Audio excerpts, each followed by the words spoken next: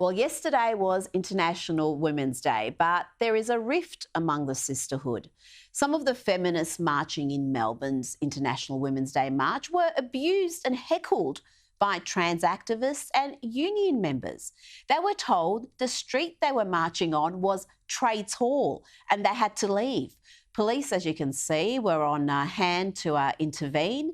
Now, one of the women who was there is Angela Jones. She is a peer support worker in a women's only crisis centre and she joins me now. Angela, this was supposed to be a day to campaign for and celebrate the rights of women, but there were a lot of men there and activists who seemed more concerned about trans rights than women's rights. Yes, that's true, Rita. They were far more concerned about men's rights than women's rights at a feminist march. Well, let's have a look at a chant. We've got some footage of what was being chanted during this women's march. Let's got to go! Hey, hey! Ho, ho! Transphobia! Let's got to go! Hey, hey! Ho, ho! Transphobia! Let's got to go! Hey, hey!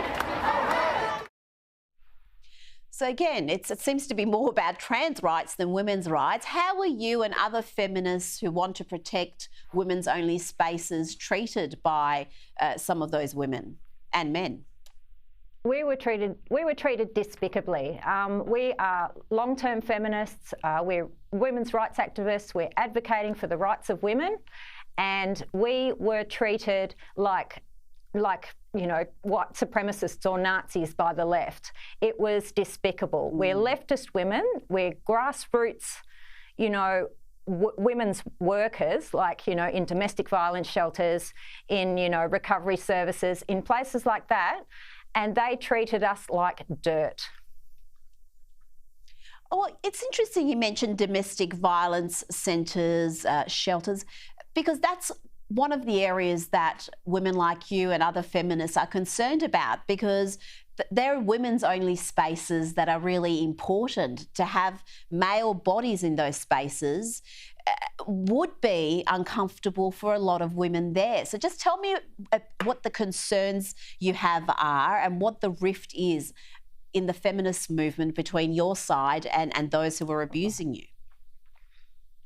Yeah. Well, what we're finding here in Melbourne since trans self-identification has come in is that men are self-identifying into women's only services. But because the marker for what trans is, a lot of these men don't even resemble women. They're men.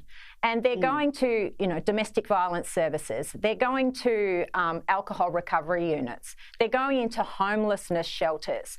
And they're intimidating and terrifying women.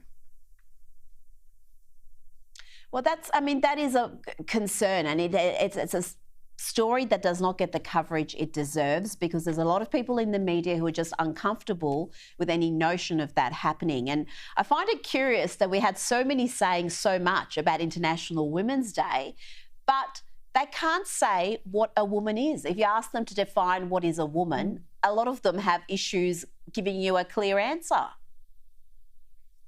They give you circular definitions, and usually they say it's a feeling in a man's head. A woman is a woman if they tell you that they are a woman.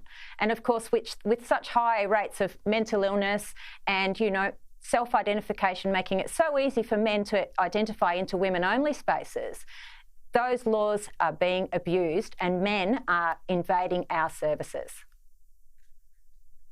And finally, we saw the unpleasantness there, people getting into your face, screaming all sorts of ugly things. Is this going to stop you from joining other women's marches?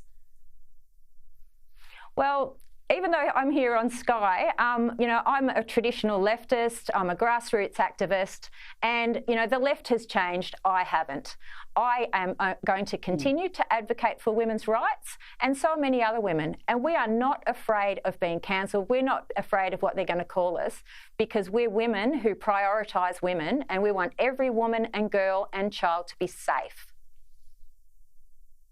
Well, you know what? You're right.